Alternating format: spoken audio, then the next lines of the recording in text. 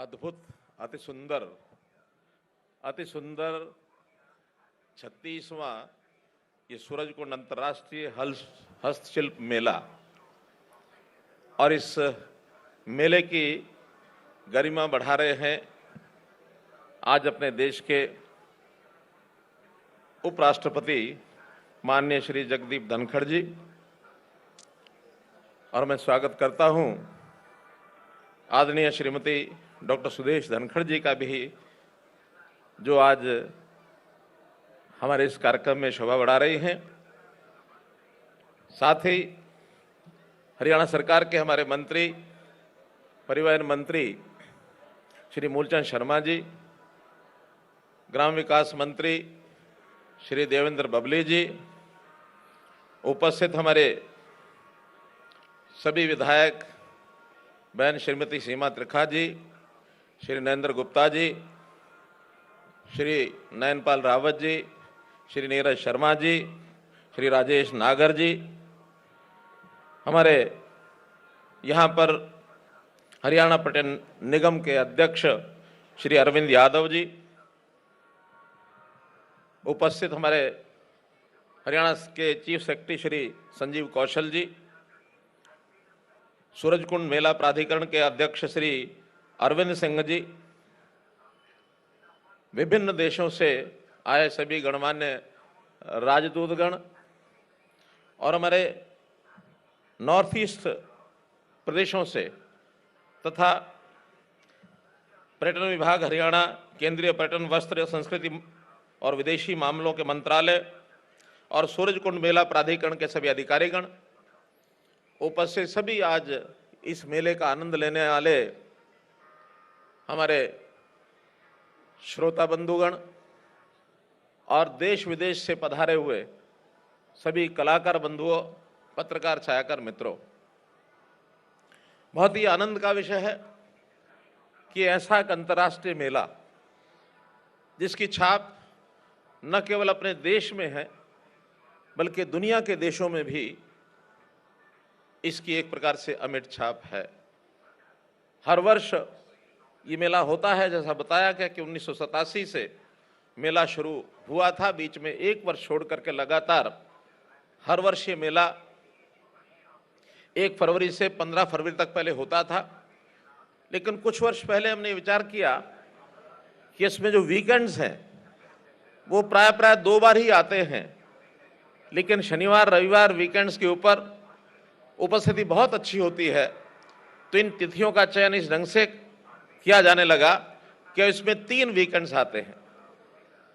तो इसलिए आज ये 3 तारीख को शुरू हुआ है, 19 फरवरी तक ये मेला अपना ये चलेगा। इस मेले में हर वर्ष की भांति एक सहभागी राष्ट्र होता है और एक थीम स्टेट इस नाते से भी परंपरा है। लेकिन इस बार सौभाग्य की बात है कि सहभागी राष्ट्र के नाते से इस बार शंघाई कॉरपोरेशन ऑर्गेनाइजेशन, जिसमें 20 देशों की भागीदारी है, और ऐसे ही थीम स्टेट के नाते उत्तर पूर्व के जो सभी प्रदेश, जिसमें अरुणाचल प्रदेश, असम, मणिपुर, मेघालय, मिजोरम, नागालैंड, सिक्किम और त्रिपुरा, ये सब शामिल हैं, एक साथ मिलकर के एक ही मंच पर, जैसा हमने ये कार्यक्रम देखा, अभूतपूर्व सामंजस्य, सारे देश की कला को, संस्कृति को एक मंच पर लाके दिखाना। जहां तक विदेशी कलाकार, विदेशों के सहभागिता इसमें होती है, तो हमारा जो वसुधैव कुटुंबकम का एक जो विचार है वो सबको यहाँ प्रदर्शित होता है। और जब देश के अन्य अन्य प्रांतों की सांस्कृतिक कला और उसका प्रदर्शन होता है, तो एक भारत श्रेष्ठ भारत, इसके हमको दर्शन होते हैं। हमारे देश की विभिन्न बोलियां, भाषाएं, संस्कृति, खान पान, रहन सहन, लेकिन फिर भी अनेकता में एकता, एक भारत श्रेष्ठ भारत, इस प्रकार का ये मेला है। और जहां तक कला का विषय है, आज के चाहे यहाँ का कार्यक्रम हो, चाहे हमारा भ्रमण रहा हो, एक अद्भुत कला का ये केंद्र, ये हमको देखने को मिला है। एक विशेष अनुभूति हुई है, मन जो है अंदर से प्रफुल्लित होता है जब इस प्रकार के विषयों में हम आते हैं। कलाकारों की विभिन्न कृतियां भी हमने देखी हैं। बहुत प्रकार के यहाँ बुनकर हैं, शिल्पकार हैं, अपनी अपनी प्रोडक्ट्स बनाते हैं। वो बनाते हैं तो केवल हाथों का काम नहीं है।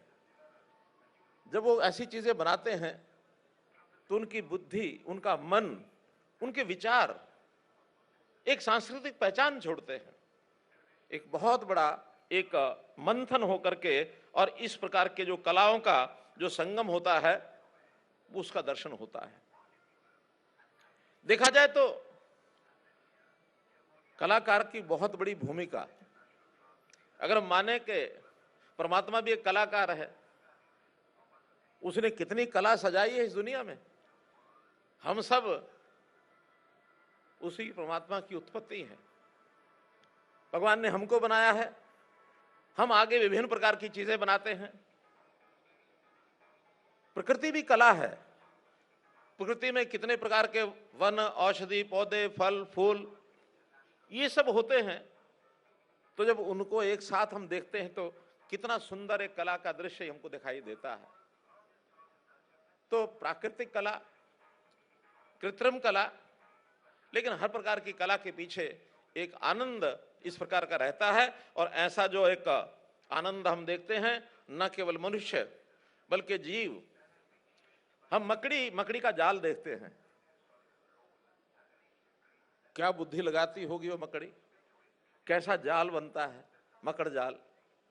एक बैया एक पक्षी होता है, वो पक्षी अपना घोंसला जब बनाता है तो उसका घोंसला जो बैया का बनता है, तो बढ़िया से बढ़िया कारीगर भी, मनुष्य भी नहीं बना सकता उसको। इस प्रकार का बैया उस घोंसले को बनाता है।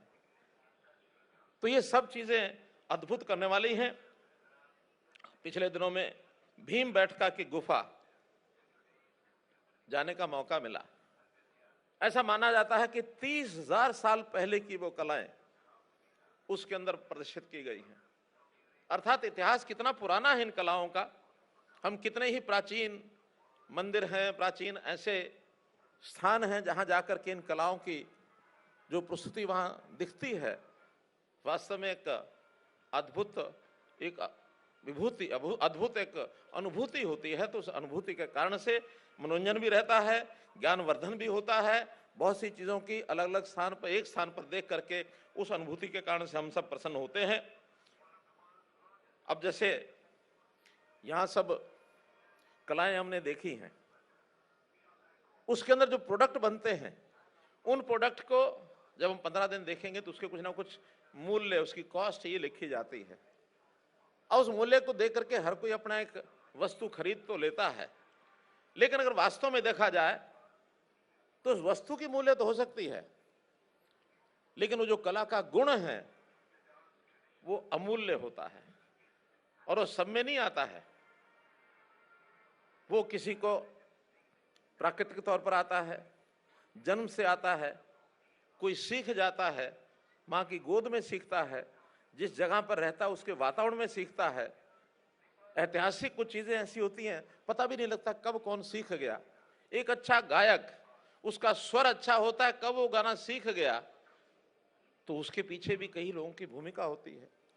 तो इस प्रकार से ये जो कला सृजन है, इसको मैं अपनी ओर से प्रणाम करता हूं।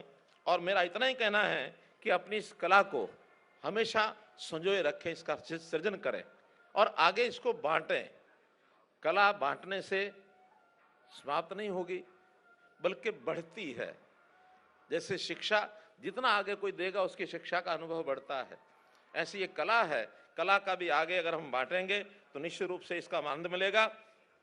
इन कलाओं को प्राचीन काल में तो पसंद किया ही जाता था, लेकिन अच्छी बात यह है कि आज आधुनिक काल में भी इसको बहुत पसंद किया जाता है। तनाव के इस सारे वातावरण में इस प्रकार के बहुत से विषय जब सामने आते हैं तो व्यक्ति अपने तनाव का जो क्षण है वो भूल जाता है। कई बार इसी में से आनंद के नाते से, मनोरंजन के नाते से व्यक्ति जब समय लगाता है तो निश्चित उसके विचारों में निखार भी आता है। तो मेरा तो यही कहना है कि ये जो सूरजकुंड का अंतर्राष्ट्रीय शिल्प मेला है, इस मेले में जो भाव भावना है, इसकी जो महक है, ये पूरे देश और दुनिया तक जाती है। ये एक मेला यहाँ कुछ समय के लिए लगाया जाता है। जैसा बताया गया कि हरियाणा जो है हमारे सांस्कृतिक मूल्यों की बहुत एक गहरी एक प्रकार की यहाँ निशानियाँ हैं। और एक विषय जैसा हमारे स्टेट सेक्रेटरी साहब बता रहे थे कि भगवान कृष्ण ने जो गीता का संदेश यहाँ दिया कुरुक्षेत्र में, ये भी एक ऐसा अलौकिक उदाहरण है कि युद्ध का मैदान है और इस युद्ध के मैदान में क्या सिखाया जा रहा है, जीवन जीने का सार सिखाया जा रहा है कि अच्छा जीवन कैसे बनेगा। युद्ध की तैयारी है और जीवन का सार सिखाया जा रहा है और बताया ये जा रहा है कि इस युद्ध के लाभ क्या क्या होंगे। तो जहां शांति आवश्यक है वहां शक्ति भी आवश्यक है, आवश्यकता पड़े तो शांति प्राप्त करने के लिए युद्ध भी आवश्यक है, ये गीता का सार है। तो ऐसा एक अलौकिक संदेश देने वाला स्थान भी वो हमारे हरियाणा में ही है, बल्कि हम हर वर्ष अंतर्राष्ट्रीय स्तर के ऊपर गीता जयंती का कार्यक्रम भी करते हैं और उसमें भी दर्जनों देश अब आने लग गए हैं। गीता का प्रचार प्रसार भी इसी प्रकार से हम देश और दुनिया में आगे बढ़ा रहे हैं। भाई बहनों, इस मेले में देश की जो आर्थिक आत्मनिर्भरता है उसको भी हम कई बार देखते हैं कि हमारे जो कारीगर हैं यहाँ जो चीज़ें अपने बना कर लाते हैं उसका प्रचार प्रसार भी होता है, बहुत लोग खरीद कर ले जाते हैं और बहुत से कारीगर ऐसे नए नए कारीगर भी यहाँ से देख करके उनको प्रेरणा मिलती है ताकि उनको अपने पैरों पर खड़ा होने के लिए अपने उत्पाद बनाकर उनको बेचने के लिए एक स्थान भी मिलता है। तो एक आर्थिक आत्मनिर्भरता भी हमारी बनती है। मैं तो पर्यटन को बढ़ावा देने के लिए, जैसा एक बात पर्यटन की भी आई, उसको भी इसके साथ जोड़ता हूँ कि बहुत से पर्यटक चाहे मेले के बहाने से ही आते होंगे, लेकिन हरियाणा में जितने पर्यटन के स्थल हैं उन पर भी उनको जाने का मौका मिलता है। तो उस नाते से हम पर्यटन को भी आगे बढ़ा रहे हैं। अभी यहाँ पास में ही गुरुग्राम, वहाँ पर दमदमा झील है, पास में गुरुग्राम में भी कई ऐसे स्थान हैं, फरीदाबाद में भी स्थान हैं, ये हमारा सूरजकुंड का जो स्थान है ये भी अपने में आप में महत्वपूर्ण है। तो ऐसे बहुत से स्थान, हड़प्पा जोधाड़ो की जो एक प्रकार से जो खुदाई के अवशेष हमारे यहाँ राखीगढ़ी में वो मिलते हैं। तो ऐसे पर्यटन के भी अवसर धीरे धीरे हरियाणा इसमें आगे बढ़ रहा है और हमने इसके लिए एक विशेष पॉलिसी बनाई है, home stay policy. Home stay policy में भी जो लोग विदेश से आते हैं उन सबको उसका एक प्रकार से लाभ मिलता है। कहने का भाव यह है कि पर्यटन देश प्रदेश के सैलानियों के लिए एक हरियाणा भी एक ऐसा स्थान है। मुझे विश्वास है देश और विदेशों से आए हुए कलाकार और पर्यटन यहाँ से एक सुखद अनुभूति लेकर जाएंगे और ये अनुभूति उन्हें बार बार हरियाणा आने के लिए प्रेरित करेगी। इन्हीं शब्दों के साथ मैं एक बार पुनः आप सबका बहुत बहुत धन्यवाद, आभार प्रकट करता हूँ। बहुत बहुत धन्यवाद। जय हिंद।